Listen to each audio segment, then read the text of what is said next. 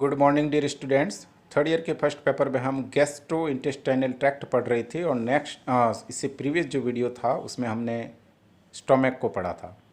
इस वीडियो में हम इंटेस्टाइन का अध्ययन करेंगे और इंटेस्टाइन के अंदर भी दो पार्ट होते हैं, एक स्मॉल इंटेस्टाइन और दूसरा होता है लार्ज इंटेस्टाइन। तो ये जो वीडियो है इसमें हम स्मॉल इंटेस्टाइन के बारे में पढ़ेंगे। तो सबसे पहले हम देखते हैं कि स्मॉल इंटेस्टाइन की लोकेशन कहाँ होती है और वो किस तरीके से दिखती है। तो देखिए, ये आपका इसोफेगस का पार्ट था। इसोफेगस के बाद में यहाँ से यहाँ तक का ये जो पार्ट है इसको हमने आमाशय या स्टोमक के नाम से अध्ययन कर रखा है। अब आमाशय के आगे का जो भाग है यहाँ से लेकर के और ये जितना भी आपको सेफ्रॉन कलर में दिखाई दे रहा है अंतर्गत ये वाला भाग, ये है आपका स्मॉल इंटेस्टाइन। और ये जो ग्रीन कलर में दिखाई दे रहा है ये बड़ा मोटा भाग, ये है आपका लार्ज इंटेस्टाइन।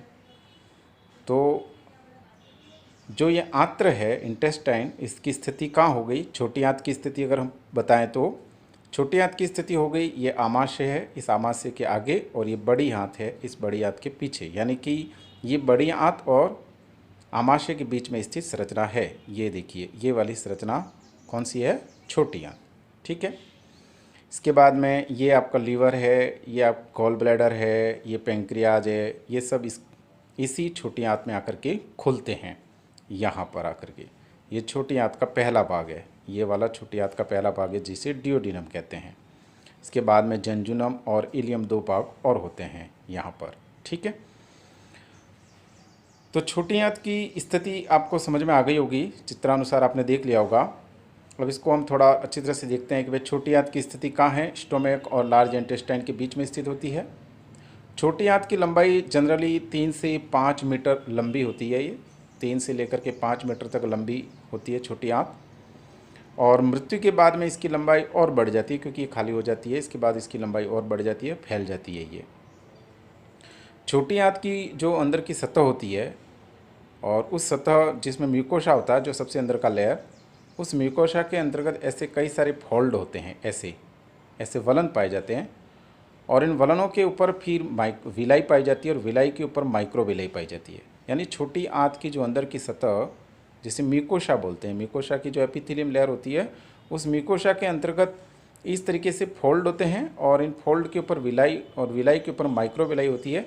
कुल मिलाकर के ये जो फोल्डेड स्ट्रक्चर, विलाई और माइक्रोविलाई जो छोटी आंत की अंदर की जो सतह है उसके ऊपर पाई जाती है, इनर लेयर पर, और उस वजह से छोटी आंत का जो क्षेत्रफल है वो काफ़ी बढ़ जाता है। लगभग 30 मीटर स्क्वायर इसका क्षेत्रफल होता है, यानी काफ़ी बड़ा होता है। इसके बाद में छोटी आंत का व्यास देखें हम, इसका डियामीटर देखें तो जो लगभग 2.5 से लेकर के 3 सेंटीमीटर यानी कि 1 इंच के लगभग होता है एडल्ट में।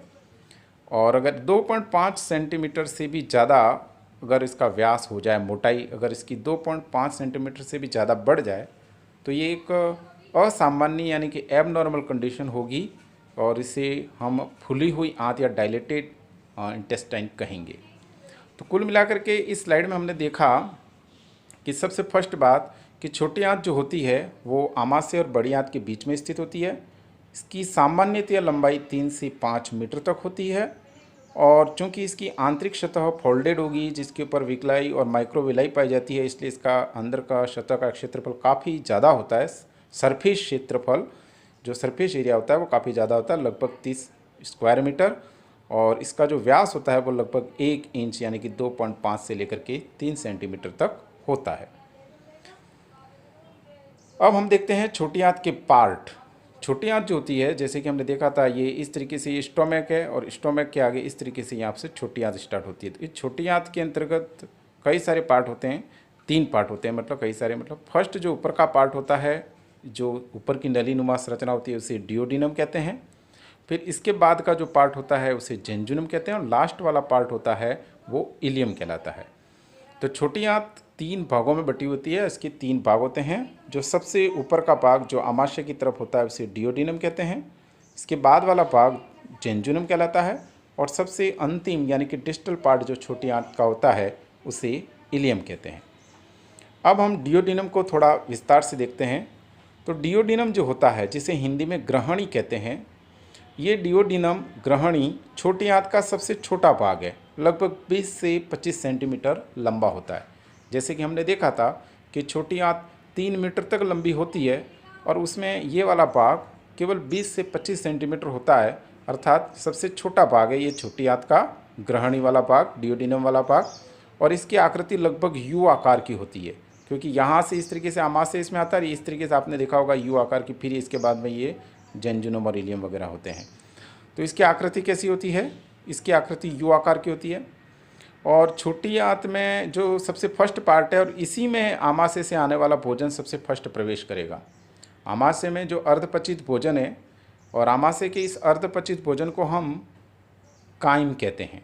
ये काइम जो होता है वो छोटी आंत में जब प्रवेश करता है तो इसके सबसे पहले भाग में ही प्रवेश करेगा, और उस पहले भाग यानी कि ग्रहणी में, और जहाँ पर एक स्फिंक्टर लगा रहता है जिसको हमने पहले पढ़ा है, उसका नाम है कार्डियक स्फिंक्टर। तो इस तरीके से आमाशय का अर्धपचित भोजन जिसे काइम कहते हैं, ये काइम कार्डियक स्फिंक्टर के माध्यम से छोटी आंत के प्रथम भाग डियोडिनम या ग्रहणी में प्रवेश करता है। इसके अलावा ग्रहणी जो होती है, इस ग्रहणी में एक लीवर से और दूसरा पेंक्रियास, इन दोनों से एक एक नली आकर के इसमें खुलती है। एक्चुअल में लीवर से जो भी नली आती है वो नली पहले गॉल ब्लैडर में जाएगी और गॉल ब्लैडर के बाद में फिर इसमें आती है।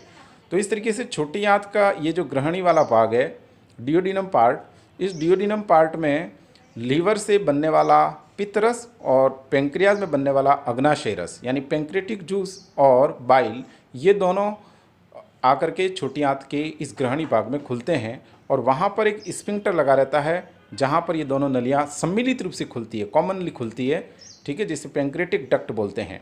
Common bile duct and pancreatic duct commonly यहाँ पर खुलती है, और कहाँ पर खुलती है? छोटी आंत के इस ग्रहणी वाले भाग में, डियोडिनम में, और वहाँ पर एक स्फिंक्टर लगा रहता है, उस स्फिंक्टर को बोलते हैं ओडाई स्फिंक्टर। तो याद रखना है आपको कि पेंक्रियाज और लीवर से आने वाली या गॉल ब्लैडर से आने वाली जो ट्यूब्स होती हैं, बाइल और पेंक्रियाटिक जो जूस को लेकर के आती है, वो कहाँ खुलती है छोटी आंत में? तो वो खुलती है ग्रहणी या डियोडिनम में।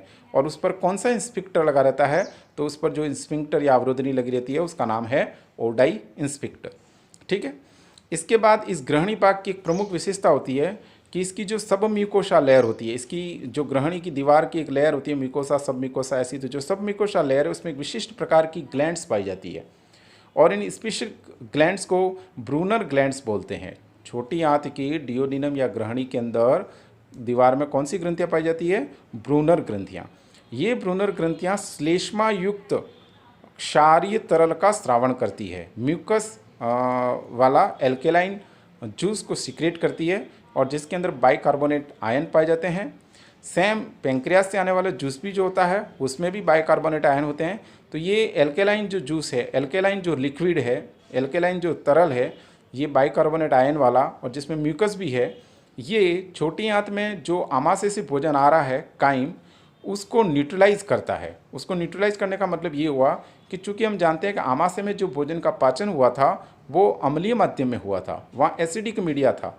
तो अब ये जो भोजन है वो अम्लीय होगा, उस अम्लीय माध्यम को न्यूट्रलाइज करना है, उदासीन करना है। क्यों? क्योंकि छोटी आंत में जो भी भोजन का पाचन होगा वो क्षारीय माध्यम में होगा, एल्कलाइन मीडिया में होगा। तो इसलिए उस अम्लीय माध्यम को ख़त्म करना है, न्यूट्रलाइज करना है, और अब क्षारीय माध्यम प्रदान करने के लिए ये ब्रूनर ग्लैंड्स अपना सिक्रेशन, और फिर पेंक्रियास से आने वाला जो सिक्रेशन होता है वो इसको क्षारीय बनाता है और उसकी अम्लीयता को नष्ट करता है, न्यूट्रलाइज करता है।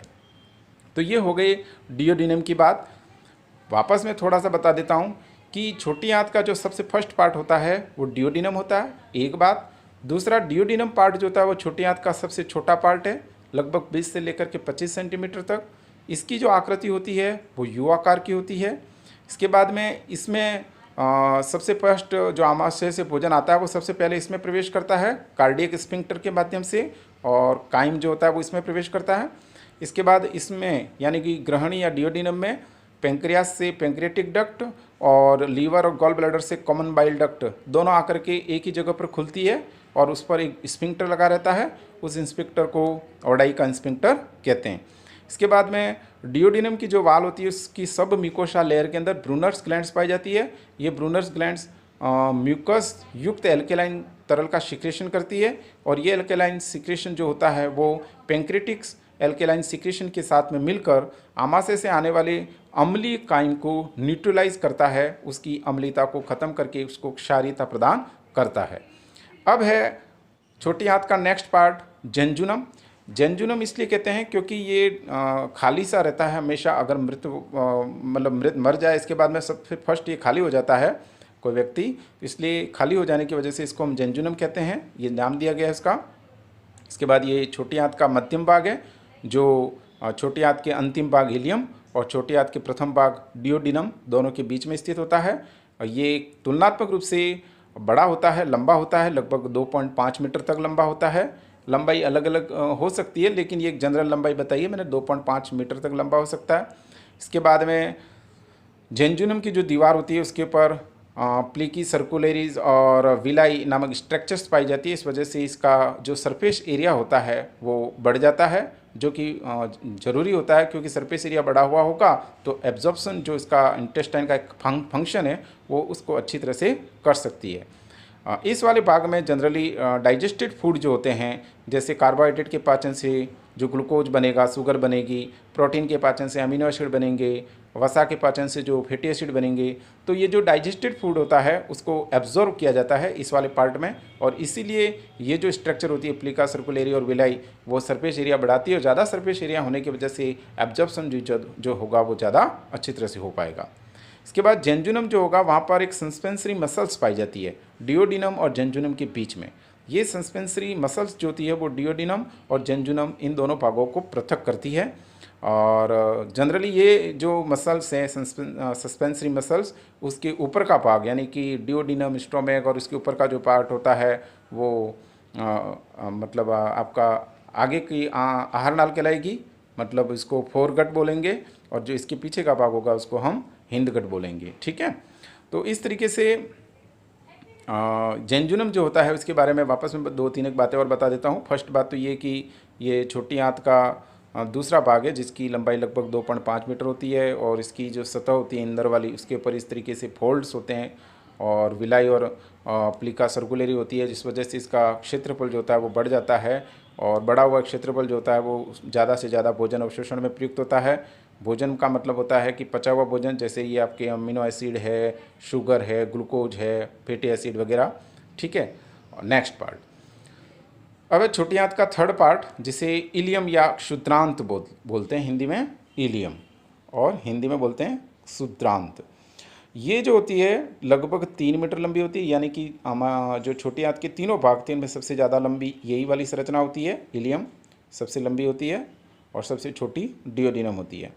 और इसके बाद इसकी दीवार पर भी वही आपके फोल्ड्स होंगे, विलाई होगी, माइक्रो विलाई होगी, सिमिलर जैसे जेंजुनम में थी, और इस वजह से इसका सरफेस एरिया बढ़ेगा और ताकि ज़्यादा से ज़्यादा भोजन का अवशोषण हो सके। इसके बाद ये mainly vitamin B12, bile acid और जो भी बचा हुआ भोजन है जिसका अवशोषण नहीं हुआ है, पचा हुआ भोजन, तो उसको अवशोषित करने का काम ये करती है। तो ध्यान रहे कि विटामिन B12 और बाइल का जो एब्जॉर्प्शन होता है वो आंत का कौन सा भाग करता है, तो इलियम वाला भाग, और इसके बाद में जो पचा हुआ भोजन था उसके अंदर जो न्यूट्रिएंट्स है उनको एब्जॉर्व करने का काम भी यहाँ पर होता है। ठीक है, इसके बाद ये इलियम छोटी आंत का अंतिम भाग है।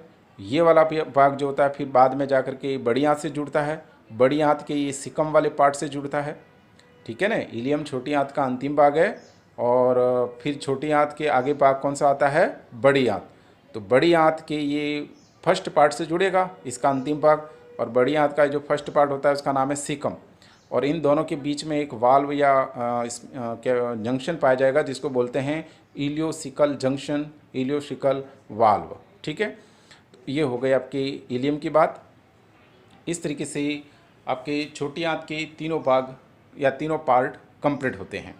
अब हम देखते हैं अगला पॉइंट कि छोटी आंत में ब्लड सप्लाई कैसे होती है। तो छोटी आंत में ब्लड सप्लाई इन 2 आर्टरीज़ के द्वारा होती है। पहली आर्टरीज है सिलियक ट्रंक और दूसरी आर्टरीज है सुपीरियर मेजेंट्रिक। छोटी आंत में ब्लड सप्लाई करने वाली आर्टरीज़ का नाम है coeliac trunk and superior mesenteric. ये दोनों आर्टरी जो होती है वो महाध्वनि यानी कि एरोटा की शाखाएं होती है। ठीक है, तो ये हो गई छोटी आंत में ब्लड सप्लाई की बात। अब हम देखते हैं छोटी आंत की दीवार जो है, वॉल है, उसकी संरचना देखते हैं, उसमें कौन कौन सी लेयर पाई जाती है और उसकी क्या हिस्टोलॉजी है।